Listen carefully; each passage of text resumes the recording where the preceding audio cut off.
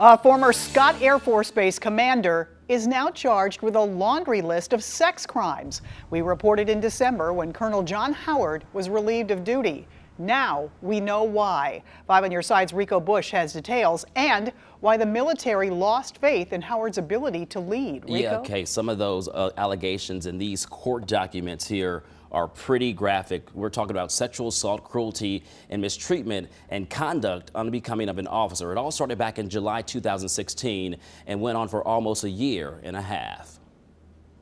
Phyllis Miller has worked with sexual assault victims at the YWCA for 5 years, including service members. We help survivors heal. She says a case like this involving a military commander is especially tough. I think it's difficult to come forward when it has, when that perpetrator has been someone in authority, because there are certain risks associated with that. They're having flashbacks, maybe they're not sleeping, maybe they're not eating, anxiety, relationship problems, a whole host of things. Court documents reveal Colonel John Howard sexually assaulted an airman 2 times in April 2017 in Maine. In those cases, he is accused of forcing a woman into oral sex without her consent.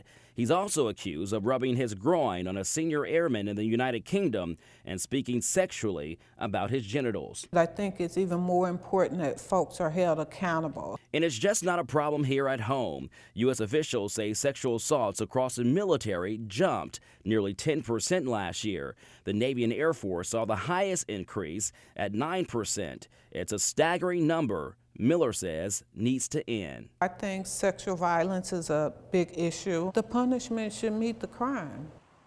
Now, the military says it took disciplinary action in 62% of the sexual assault cases in 2017. That includes Howard's case. Defense officials argue that an increase in reported sexual assaults show more confidence in the reporting system, but it's unclear, Kay, though, if the increase in those 2,000 sexual assaults show a larger problem or victims are more willing to come forward.